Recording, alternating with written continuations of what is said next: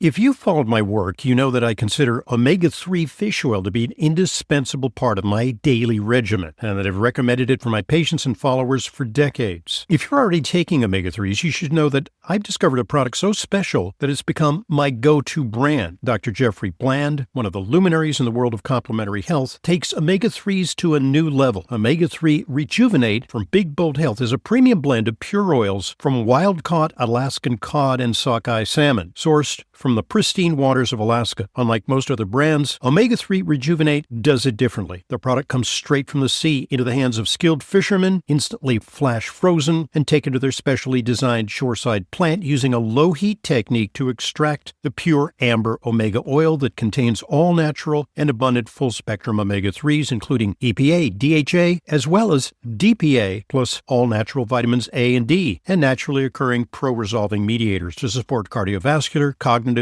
and immune health. Their unique process preserves the natural goodness of the fish, so you get maximum benefits in every soft gel. No fillers, no shortcuts, just pure, potent wellness. Visit bigboldhealth.com/Hoffman and experience the difference. That's bigboldhealth.com/Hoffman for Omega-3 Rejuvenate. Use coupon code Hoffman20 for 20% off site-wide.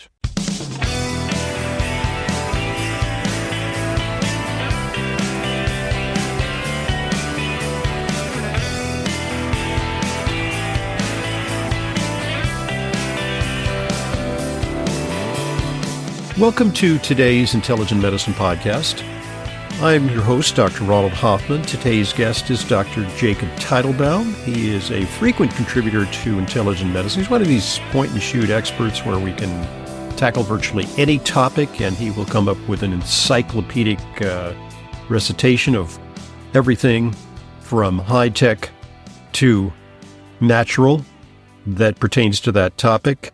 And in keeping with that theme, today we're going to tackle the subject of sleep, getting a good night's sleep, also with some emphasis on circadian rhythms, because for many of us in the United States, we're changing times. We're going back to daylight savings time this week, and some of us are embarking on vacations like yours truly. We'll talk a little bit about how to overcome circadian rhythm challenges and jet lag, because that's part and parcel of the discussion about sleep. Dr. Teitelbaum is known to many of you. He's one of the most frequently quoted folks on the subject of chronic fatigue syndrome, fibromyalgia, energy, sleep, and pain. And he has a new book. Congratulations, Dr. Teitelbaum. Thank you. And the book is about pain, right? Yes, it's called Pain Relief in 4 Easy Steps. It'll release on March 23rd on Amazon. And for those of you with chronic pain, and we'll also talk about sleep in the book, it's really not hard to get pain-free if you know the simple tricks to do so. Great. And we'll definitely circle back and interview you. I think we'll interview you in May to talk once again about the pain subject, because you continually bring new insights about how to treat pain. And there's some breakthroughs on that front. So today's subject is sleep. And, I have to say that when it comes to sleep, we want to emphasize the importance of sleep. But often when we emphasize the importance of sleep, we make people neurotic about sleep, which only undermines their sleep. So how can we speak reassuringly to people about the importance of sleep without making them feel like, sleep is an Olympic event that they have to compete in? Yeah, well, number one, sleep feels good if you're doing it right. The problem that a lot of people face is, how do I make time for sleep? And they immediately think, I've got to give up the stuff I love to make time for sleep. No. What you do is you make a list of the things that feel good, things that don't feel good on the other column. And then you look at the things that don't feel good, that you don't enjoy, and put a star by the ones that you're going to get either arrested or homeless if you don't do. Since we're getting their tax season, I'll add the arrested one. And then all those other ones, like a lot of meetings and all these different things, and boards and whatever it happens to be for you that you don't enjoy, cut those out and use that time for sleep. Meanwhile, you'll find that in that column of things you don't enjoy, if you're honest, or things that make you feel bad, watching the news and social media and things along those lines, which is no longer news. It's just propaganda on both sides. Sorry. I mean, I'm in the media a lot, Hmm. and they really like me for some reason, even though I tell everybody to keep turning them off. But, unless we're on shows like your show, around if I'm quoted accurately in the media, that really reflects what I'm saying 20% of the time. Yeah. That's a lot. Yeah. Most of it is just nonsense. So turn that off. That will give you time for sleep. And also, people have trouble falling asleep because the stress triggers the sleep center to go on the fritz. You'll find that cutting this out, you'll sleep better, you'll have the time for sleep, and then you'll think us a lot. I think that there's an epidemic of FOMO going on. I think you know what FOMO is, fear of missing out. And so Mhm. many people are attuned to social media. They think that every minute there's going to be a critical update that they have to keep up with, or something they have to keep up with socially, or, as world events spiral out of control, they need to monitor them moment to moment. Maybe we need to attack this epidemic of FOMO. Do you have any words of wisdom for people who are caught up in a cycle of fear of missing out? Well, Mark Twain was misquoted, but I'm going to quote him or misquote him anyway. He said, "Well, if I read the news, if I don't read the news, I'm uninformed. But if I do read the news, I'm misinformed." And it's not gotten any better since then. Right. So, again, if you want to know what's going on, look out your window, go for a walk, visit with your kids or grandkids, or whatever. The reality in your life is what's real. If you want somebody who's going to collect all the bad news all over the world, and if there is no bad news, they will make it up with the main goal of frightening you to death and making you hate each other, Yeah. then go ahead and watch this stuff. But I don't mind fiction. I'm a fiction fantasy reader, and I've over 1,000 books at this point. But I like my fiction to be labeled fiction. Hmm. I sometimes think of Coke versus Pepsi. And, I don't have passionate feelings about Coke versus Pepsi other than that I mostly try to avoid them.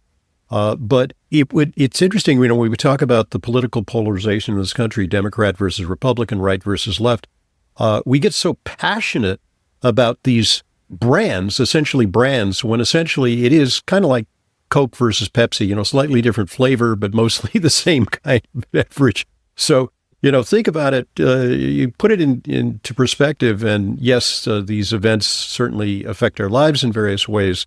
But I think people get caught up, and we get, in effect, engaged to too great an extent in the propaganda that really is being promulgated by both sides, no question. So that being said, these are things that interfere with sleep. So sleep is important. So what? I mean, look, a lot of people say, when I'm dead, I won't regret that I missed, a few hours of sleep. I just want to carve out a few more precious hours of life and consciousness. What's wrong with that argument? Well, for starters, you're not going to live as long as if you don't get your good sleep. I mean, if people, it helps to know what the average night's sleep used to be for most of human history until light bulbs. Paleo sleep. Paleo sleep. Paleo sleep, you're looking at 11 hours a night, sunset to sunrise. With 2 hours, people would wake in the middle of the night for intimacy and meditation or whatever.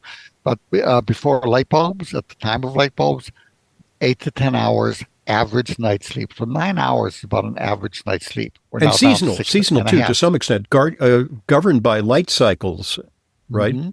Yes. And so you're saying, well, I'll do the rest. I'll sleep when I'm dead. If you're looking at people who are getting 5 hours of sleep a night or less, their increased risk of heart attack is 200 to 300%. That's the number one killer in this country. So you're much more likely to be dead sooner. But also, look, sleep is necessary not just for energy and mental clarity, but it's also important for weight. 30% increased risk of obesity if you don't get enough sleep. That's the biggest killer in the United States, insulin resistance. Your immune system goes down. All these bugs that the media loves. Okay, the new plague is. What they don't tell you is that in any household or one, like COVID came in, 1 in 6, if somebody had it, 1 in 6 household members on average would catch it. The Hmm. other five didn't Yeah. because their What was the immunity was difference? higher. Yeah. And sleep is a major contributor to immunity, heart disease, cancer risk. You're going to be a lot healthier, a lot more efficient, and live longer, and really be glad you're alive if you're getting your 8 to 9 hours of sleep a night. And there's this new thing, and I'm sure you're very well aware of it, this the lymphatic system and how it operates, especially during restorative sleep. It's like kind of a brainwash. Yes, the car wash for your brain, exactly so. Unlike the rest of the system where the lymphatic system tends to drain and detox, the brain, the blood vessels kind of shrink during deep sleep, not just any sleep. And that allows space for toxins and stuff to actually flow out and then go get eliminated by the body, which is one reason why with poor sleep you have brain fog. You don't get that. So in addition to getting your 8 to 9 hours sleep a night, you want your sleep to be deep. And there's no realistic medications that increase deep sleep. The herbals tend to maintain and help sleep. I like the EP120 sustained release melatonin. I Hmm. take the 10 milligrams myself. There's a mix of herbs called Revitalizing Sleep Formula, which is a mix of 6 herbs. That's the 6 herbs I mentioned. Terrific seeds. There's all kinds of things we'll talk about that naturally can get you sleeping. But here's simple things. Blue light keeps triggering the adrenaline system, even if it's a small night light in your room. And it keeps you out of deep sleep. So wearing a simple Hmm. $15 night mask, um, or you can get blackout curtains, but it's a Yeah. lot cheaper to get the night mask. You will find your sleep deepens. If you have pain that's disrupting sleep and keeping you in light sleep, it's not my Yeah. book. Yeah. There's a Anyway, very strong tie-in between conditions like fibromyalgia and sleep deprivation. It's kind of like chicken and egg thing, right? yes, because the fibromyalgia is the sleep center suppressed, and then you get pain that suppresses sleep even further. So it becomes a vicious cycle. But there's a lot of things. We'll look if we, as time allows, we can talk about sleep apnea, restless legs, Sure. things that impact sleep. But simply a dark room that's kind of cool, Hmm. 60 to 67, or even 67 to 72 degrees if you're over 65. If you have pain, a little warmer, but keep it on the cool side. Hmm. This will help you get deep Yeah. sleep. Love that. Uh, Also, when it comes to light, a lot of parents considerately put little night lights into their kids' rooms. And maybe they also use, these noise things, these like white noise things. I hear those are bad, that they really are not conducive to sleep. Well, if you need a night light, Amazon has these yellow lights. If you Hmm. see a setting that's warm, like on your Kindle reader, or even on your cell phone, they'll have night settings where Okay. on this cell phone it'll pick up when it's nighttime Which I and do. It automatically. automatically goes. I notice if I'm reading it at like 9:59 at 10:00, it Mhm, changes the color. And I'm getting like less blue light, which is the kind mhm. of light that extinguishes sleep, I think. Exactly. And I would even set that to the yellow light. And the Kindle set the brightness. Hmm. There's below that, there's a knob and put it to the most warm all the way on the right. And that'll make yellow light. So you can read in bed or in the Yep, evening and it won't keep you up. which I like But to for do. the kids, Amazon will have night lights that are yellow light. Oh, Just look up yellow light night lights. That's oh, for cool. adults too. This way you don't have to break your a leg on the way to the bathroom. Right. But it won't disrupt your sleep. Good concept. So, let's look at some of the conditions that interfere with sleep. And, a lot of people say, what should I take for sleep? And I kind of go, it's kind of like when people say, well, what should I'm over 55. What supplement should I take? I mean, I go, you really need to personalize and you need to individualize it. Sleep problems, you have to kind of break them into different categories, right? So if you're confronted with a patient or a client with the sleep problem, you're not going to say it's a one size fits all solution, right? You have to kind of do a deep dive and, maybe sometimes people undertake a sleep study to find out, what's the nature of their sleep problem. Exactly so, Ron. So what we can do is we start with some generalizations that apply to most people, Right. and then we can narrow it down to specific problems in each individual person.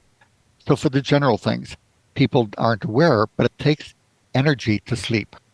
Okay. The sleep center is the hypothalamus, a little almond-sized area in the brain behind the forehead, and it regulates sleep along with hormones, temperature regulation, autonomic function.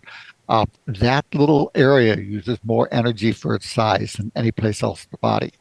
So when you see an energy crisis happening in your body from the stress of modern life, speed of modern life, poor nutrition, any of a number of things, your sleep center goes on the fritz. You have trouble falling and Right. staying asleep. So So this is I this is start, this is kind of counterintuitive because a lot of people think sleep is like turning the energy furnace down, but actually it's a high energy state. And I got to say, with some of the dream scenarios that I cook up when I'm sleeping, I mean, man, my working hard, at night. But so paradoxically, tired people sleep less well, and because they sleep less well, it amplifies their fatigue. So energetic people sleep deep. if they're doing things they love, if it's, energized not because of high stress, Right. the stress suppresses us. Now, again, you're not burning as many calories at night to sleep. Mm-hmm. Metabolic rate goes down, but the sleep center is using a lot of energy Right. in a little area. So, simple things to increase energy. And one, sleep actually helps sleep. It's a funny thing because sleep is critical for energy. Hormonal support, low thyroid will trigger problems. Yes. But our nutrition in this country, fully half of our vitamins and minerals are gone. And all the calories are left because of food processing. This isn't an exaggeration. It's probably being a very conservative estimate, which means even if you're spending 24 hours a day shopping and cooking and trying to be conscious with it, most of us are going to be nutritionally deficient, and this impacts sleep. So again, a good high potency multivitamin with B vitamins and especially magnesium. I like one called the Energy Revitalization Drink Mix. One drink a day. That's what I take. Replaces handfuls of pills. You're going to give us And leads on where to find these things? yeah, endfatigue.com, most health food stores, Amazon. These are all, everything I talk about is readily available. Okay, folks, at this point, let's pause and allow one of our sponsors an opportunity to share a message with you. So here goes. Listen up. Kyolic aged garlic extract is considered by many to be the GOAT of garlic, the greatest garlic supplement of all time. For over 50 years, Kyolic aged garlic extract has been the trusted choice for millions for safe, effective cardiovascular and immune support. Aged garlic extract's effectiveness is well documented in over 900 published scientific papers and studies. Kyolic aged garlic extract is created by aging organically grown garlic for up to 20 months. This unique aging process makes aged garlic extract gentle on the stomach, eliminates the offensive garlic odor and taste, and results in safe, beneficial compounds found only in Kyolic aged garlic extract products. Whether you're seeking ways to maintain healthy cholesterol or blood pressure levels, or strengthen your immunity, there is a Kyolic formula right for you. Visit Kyolic.com and learn about Kyolic's many health benefits. That's KYOLIC.com. Look for Kyolic at natural health stores nationwide and online. Thanks for listening, and thanks for supporting our sponsors. They're what make intelligent medicine a continuing free resource to you. And now, back to today's guest, Dr. Jacob Teitelbaum. There is evidence that diet influences sleep in several ways. There are studies that show that ultra-processed diets are associated with poorer sleep quality. And there are microbiome connections, gut-brain connections, but there's also blood sugar issues related to high glycemic index diets. And so maybe sometimes people who have middle of the night wake up and they can't get back to sleep, maybe they should be wearing a CGM to find out, what's happening to their blood sugar, through the day, and is it dipping at night? It's one thought. I'm not, I think it's interesting to get the continual glucose monitoring. Yeah. But I tend to be a low tech kind of guy, Ron, So Okay. what I tell people is You don't if want wake people up, to become obsessive about these things. damn right. Okay. So if you're waking up in the middle of the night, especially with sweats, so there's a couple key things that are triggering that, and they're really not hard to sort through.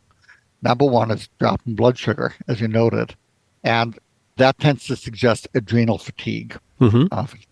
And if you find you're wide awake at bedtime with your mind racing, you get hangry or irritable when hungry during the day, and then you wake up 2 in the morning, That's adrenal fatigue. And as you mentioned, cutting out the sugar, increasing fiber, decreasing the ultra processed foods, all of these will help adrenal function.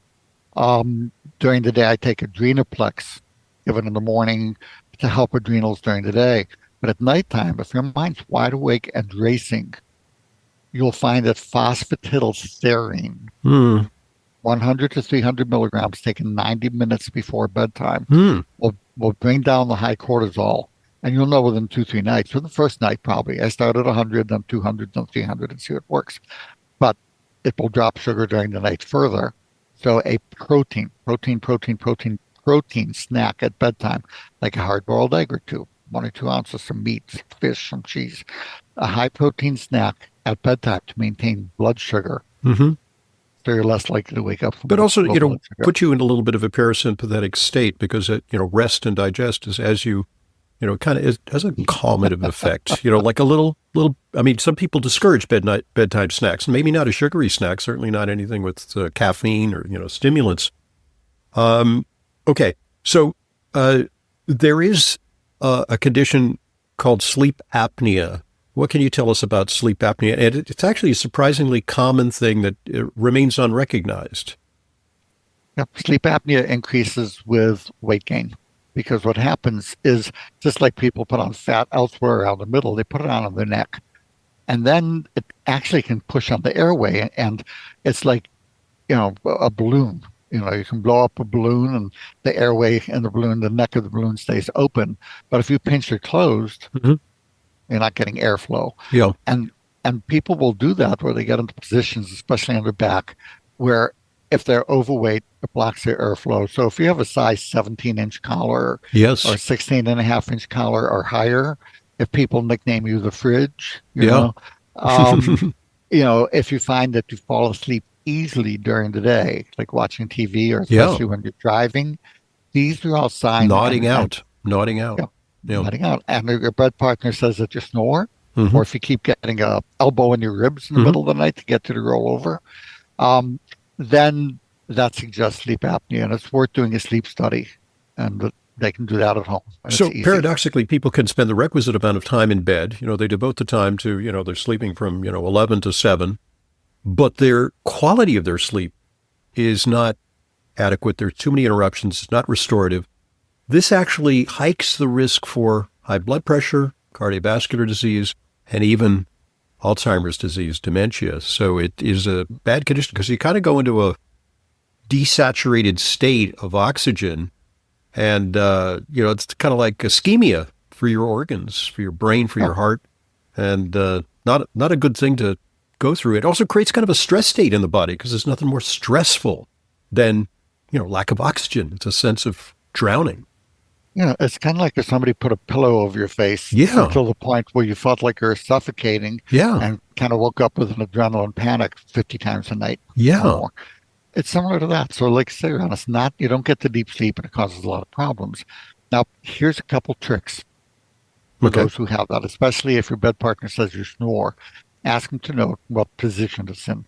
If it's mostly on your back, which is Mhm. most common, which is why, as I mentioned, the elbow and the ribs to get to the rollover.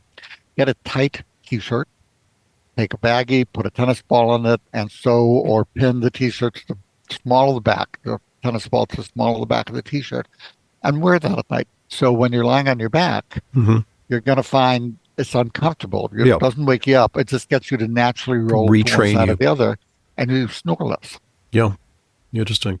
I also hear that, some of these weight loss drugs, for better or for worse, they certainly have side effects, but that they actually have now gained a new indication for treatment of sleep apnea because you lose that, 15, 20% of body weight and your sleep apnea gets better. So, yeah. Weight loss Yes. through natural means, I think, is a better solution, of course. There's another condition, or acronym RLL, restless leg syndrome. It can be detected during a sleep study. Alternatively, it can be noted by a partner. You're thrashing around and can't get in a comfortable position. What's going on with that? So if you think about the part of the brain that controls movement, it's affected on Parkinson's and the rest. it requires a lot of iron, or Hmm. optimal iron, I should say, to make dopamine, which controls movement disorders, blah, blah, blah. So what you're going to see is that if dopamine levels are low, people will find that during the day they have these rhythmic leg movements, and the people sitting next to them will think, "Oh, are you Roger Rabbit or something?" Or kind Yeah. of legs hopping, and at nighttime it's called periodic leg movement disorder or sleep, although restless leg syndrome is more common used. Hmm. And you'll find that your sheets and blankets and your bed partner are kicked around. So you just ask your bed partner, "Are my legs restless all night during the night?" If yes, a couple of key things: magnesium at bedtime. 200 milligrams of magnesium glycinate or good absorbed magnesium, even 300 if it doesn't cause diarrhea. You want to go ahead and um, you want to have your doctor check a blood test called a ferritin, Ferritin. That's the iron blood test. If you check a regular iron blood test, it's meaningless. The ferritin is what tells you. Okay. It'll be normal if it's over 12, which researchers call that normal range literally, quote, insane, Yeah. quote unquote. Yeah. Researchers don't use that kind of language. They say, "Oh, we should reconsider the possibility that maybe," that's how researchers talk. But in this, they say the normal range is insane. What the research shows is that as long as you get your ferritin up to 60, Hmm. at 60, you're getting the maximal benefit Right. with the iron. Right. So you can't merely rely on overcoming these meager deficiency uh, guidelines. You have to fortify a little bit with iron, and it can make a difference. And particularly in younger women, that certainly can make a difference. Many are low in iron, many are on vegetarian or plant-based diets, and that could be problematic. Um, what about timing of sleep problems? Because I think they break down into two major types: the people who have difficulty with falling asleep, and then there are people who fall asleep fine, and then they have middle of the night wake up or early morning wake up, and they can't get back to sleep. And so the solutions have got to be different. So, for example, if you take a sleeping pill, it'll knock you out, at bedtime. But if you wake up at 3:30 in the morning, probably not a good idea to take something that's sedating, right? Even an herbal sedating thing, or is it? Yeah, I don't mind. I mean, if I wake up in the middle of the night, I have my chamomile tea and I even have a little CBD oil or hemp oil. That's mild. But thank you Yeah. for mentioning CBD oil, because for me that is helpful for middle of the night wake up. When something's on your mind, maybe I don't know. Sometimes I get a little worked up. I got a big day ahead of me, and I start thinking about it. Middle of the night, I might need something. I'm a good sleeper, but occasionally that happens. So you're thinking of what types of things for middle of the night wake up problems. Yeah, so let's start with getting you to sleep. Let's start with, okay, onset. So for those of you who have kids, know that you don't run them wild and then scare them and then watch a horror movie and then go, "Okay, good night, kids." It's like you have a bedtime routine. Yeah. It's calming, Yeah. it's enjoyable, but most importantly, it's familiar.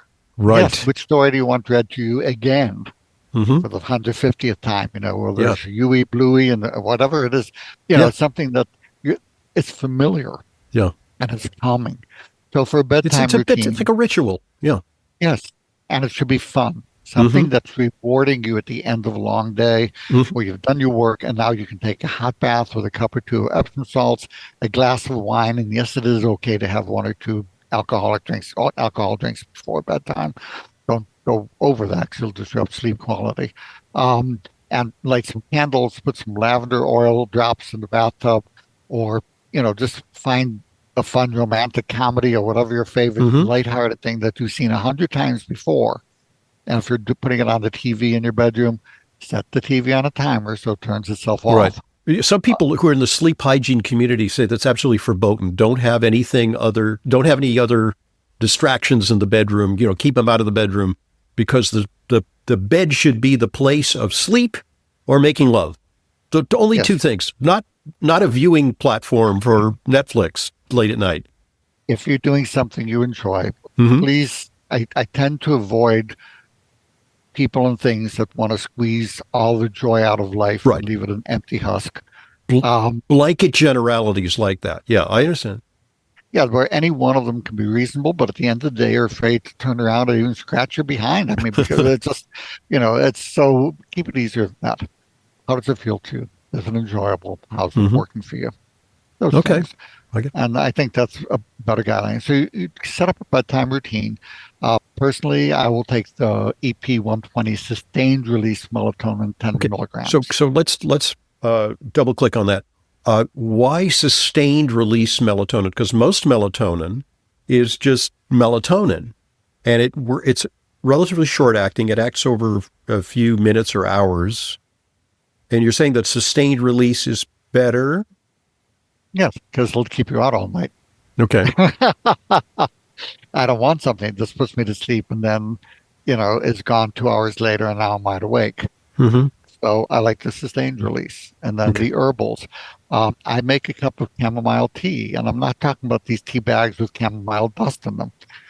The buds would have the active resin, Oh, the active okay. component, Yeah. just like many other herbs. You don't want the stems and seeds, you want the buds. Hmm. You don't want the dust, you want the buds. So get a tea ball and take a tablespoon of the chamomile loose tea and steep it for at least 5 minutes, maybe even 10. Over 20, it gets bitter. And then I leave that by my bedside. Hmm. And when I'm reading my Kindle at night, set to the warm setting, low Yep. blue light, and I'm sipping my chamomile tea. And if I wake up in the middle of the night, then I take, another sip of the chamomile tea. Hmm. Um, it's just simple measures. So for most of these things, you're going to, as we mentioned earlier, cutting out the stress, unnecessary stress, false stress, turning off media and other reporting that leaves you feeling bad, will make it easier for to sleep. So these things will help you fall asleep, but a routine. Your body knows, okay, this means we're getting ready to shift into the vagal parasympathetic part of our nervous system, out of the adrenaline part. It's a signal that basically eases us into sleep. Okay. Uh, so there are other things that people sometimes use to induce sleep.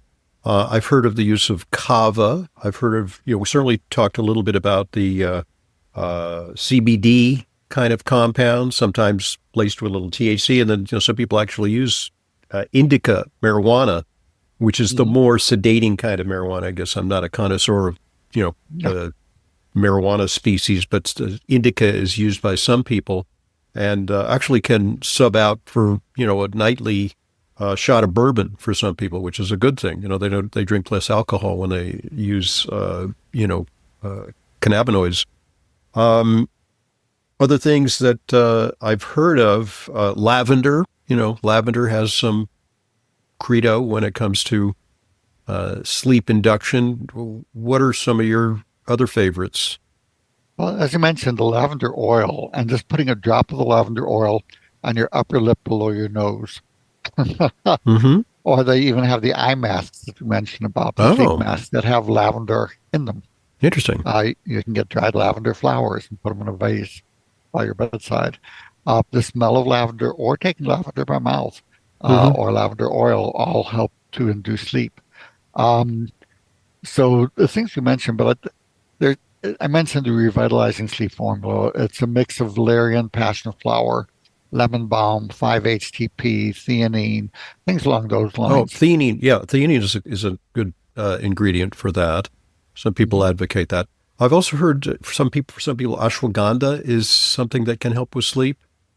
Is it Yeah, something a cortisol buster? It has that reputation. it's an adaptogen. An adaptogen. Okay. So it's not so much going to bring it down, but the studies do show that it does. The problem is that most ashwagandhas are really low potency Well. and they're not very good. There's one made by Terry Naturally that's a very high potency. That's the Hmm. ashwagandha that I use in my practice. Okay. And when it comes to caffeine restriction, I guess it kind of depends. Some people are sensitive to caffeine. Other people can have a cup of coffee after a meal, and a few hours later they're sound asleep, and so it's not problematic. What about uh, a big thing in our society is drinking coffee and the energy drinks. That's a big thing because we want to enhance our focus and our productivity. And Okay, what do you got there? Is that Monster beverage? Is that Red Bull? No. And that's one shot from my Nespresso coffee pot of coffee that's with enough stevia and milk added that it tastes like an ice cream sundae with no sugar. Well, wait, it's early by you because we're about 6 hours difference here. Yeah. It's 4 o'clock in the afternoon here in New York as I record this podcast, and it's what, like 10 in the morning for you? It's before noon here in Hawaii. Okay. So here's the thing. 31% of adult Americans suffer with severe, horrible fatigue. Mm-hmm. And most Americans wish they had more energy. So a cup of coffee, the research is showing that a cup or two of coffee a day and tea, these are healthy foods. They're chock full of bioflavonoids and healthy nutrients. So it's really okay to use them. Sure. But after 4 p.m., I tend to avoid the caffeine. But again, as with everything we're saying, we're all different. Yeah. How does it work for you? If you're one of those who can have a cup of coffee after dinner and then you could be a fast metabolizer. There's actually genetic SNPs that determine how fast you can process caffeine and break it down. And for some people, they're very slow metabolizers. Some people, I've checked myself. I'm an intermediate metabolizer, so I got to be a little careful. There are people very slow metabolizers. They got to really stop. Definitely no caffeine after midday. Depends. So let me give a thought for healthy energy. For those of you who are reaching to sugar or caffeine as energy, these are energy loan sharks once you get above 1 or 2 cups a day. Good term. So there are ways to get healthy energy. I mentioned the energy revitalization drink mix, which is high in B vitamins, magnesium, 30 key nutrients at optimal levels, not the RDA or ridiculous dietary allowance levels. We recently did a study of 188 people with horrible fatigue. Lost over 50% drop in energy. We gave them HRG80 red ginseng, and energy went up 60%, and sleep improved because it takes energy to sleep. Right. Interesting. So sleep improved about 35%. So there's healthy ways to get healthy energy that feel a lot better that will not disrupt sleep. And as we talked about, there's things to do in the middle of the night.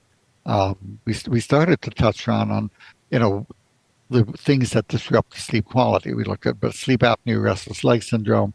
We talked about dropping blood sugar from low adrenal, usually. But there's a couple other key things. Can we save that for part 2? Because we divide our podcast in 2 parts. So I'm going to tease to part 2. In part 2, we're going to talk about solutions for middle of the night wake up. And I think that's an important consideration, just a little different than what you do to induce sleep prior to going to bed. I'm Dr. Ronald Hoffman today with one of my favorite interlocutors, who's Dr. Jacob Teitelbaum. Dr. T is an expert on fatigue and pain and has some wonderful books. Probably his most famous book is From Fatigue to Fantastic. And his website is endfatigue.com. Okay, great. Where you can find all things related to his work. And we got more to talk about on the subject of sleep when we return. This is the Intelligent Medicine Podcast.